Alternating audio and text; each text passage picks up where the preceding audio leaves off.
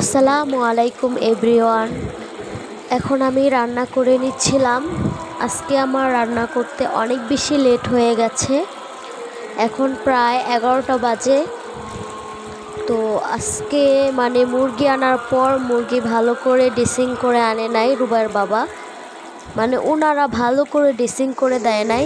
তো এটা আমার পরিষ্কার করতে করতে অনেক বেশি টাইম হয়ে গেছে, এই জন্য রান্নাটা করতেও অনেক বেশি লেট হয়ে গেছে। তো আমি রান্নাটা করে নিচ্ছিলাম। আমার রান্নাটা প্রায় শেষ পর্যায়ে। তো আমি সবগুলা ক্লিপ নিতে পারিনি, যেহেতু আজকে রান্নাটা এমনিতেই অনেক বেশি দেরি হয়ে গেছে।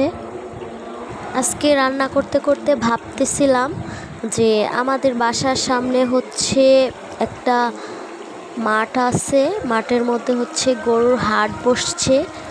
সেখানে একটু যাব বাচ্চাদের নিয়ে ঘুরতে।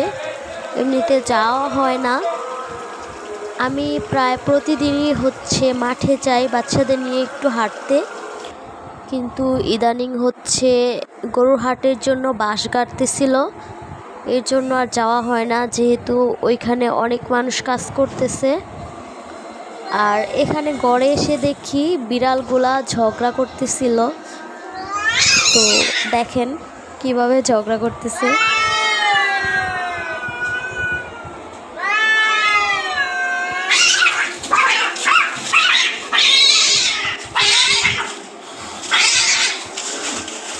তারা মারামারি করতে করতে শহীদ হয়ে যাইতেছে। তারপরে আমি চলে আসলাম একটু হাট দেখতে। এখানে পুরোপুরি হাটের কাজ কমপ্লিট হয়নি, তো কিছু গরু আনা হয়েছে, অনেক বেশি আনা হয়নি। প্রায় 100-র মতো গরু মাত্র আনা শুরু করছে। শুধু আজকে রাতে কিছু গরু আনছে, আর আজকে থেকে আনা হবে। এক সাইডে অল্প কয়েকটা গরু আনছে, আর এই সাইডে এখনও বাঁশ গাড়া হচ্ছিল আর লাইটিং লাগানো হচ্ছিল।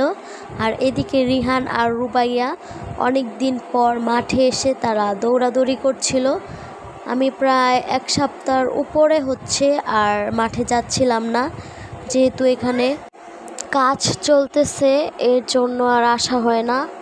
কারণ প্রচুর লোকজন কাজ করতেছে, বাঁশ গাড়তেছে, এখনও গাড়তেছে, আর এর জন্য আর আসা হয় না বাচ্চাদের নিয়ে।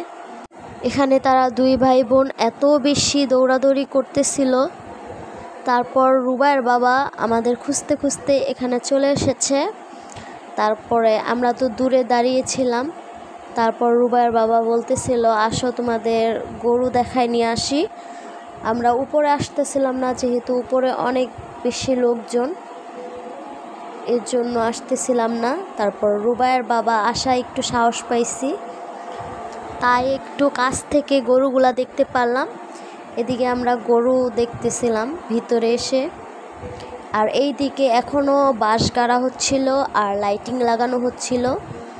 আর এই পাশটায় শুধু গরু আনা হয়েছে, নিচের মাঠেও বাঁশ গাড়া হচ্ছিল আর লাইটিং করা হচ্ছিল। এখনও নিচেও গরু আনা হয় নাই, নিচের মাঠটাই বেশি বড়। এখানে মাঠটা ছোট, তারপরেও কম ছোট না, বিশাল একটা মাঠ। তো আমরা গরু দেখতেছিলাম, আর এইদিকে রুবাইয়া বলতেছিল যে আইসক্রিম খাবে। নিচে আইসক্রিম ওলাকে দেখছে, তো ওইখানে গিয়ে আমরা আইসক্রিম নিলাম 4 জনে 4টা। তারপরে আইসক্রিম খাওয়ার পরে আমাদের ঝালমুড়ি, তারপরে বেলপুরি খাইয়ে রুবাইয়ের বাবা বলছিল যে এখন আলা তোমরা বাসায় চলে যাও।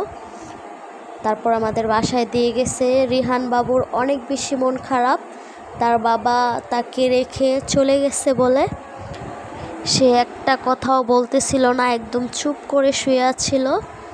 দেখতে পাচ্ছ রিহান বাবুর অনেক বেশি মন খারাপ। তারপরে রুবাই বলতেছিল আমার একটু সাজায় দাও, তো ওরে সাজাই দিছি। তারপর ওরে বলতেছি আসো তোমার জামা পরায় কয়েকটা ছবি তুলে দেই। ও বলতেছে না আমার গরম লাগতেছে, আমি ছবি তুলব না। তো তার একটু ভিডিও করে দিলাম। লাস্টে রিহান বাবু ওরে দেখা বলতেছে ওরে সাজাই দিতে। তো রিহানের মুখে মাত্র সাজাইতে নিছি ও কান্নাকাটি শুরু করতেছিল, তারপর আর সাজাই নেই। তো আজকের মতো এই পর্যন্তই, আল্লাহ হাফেজ।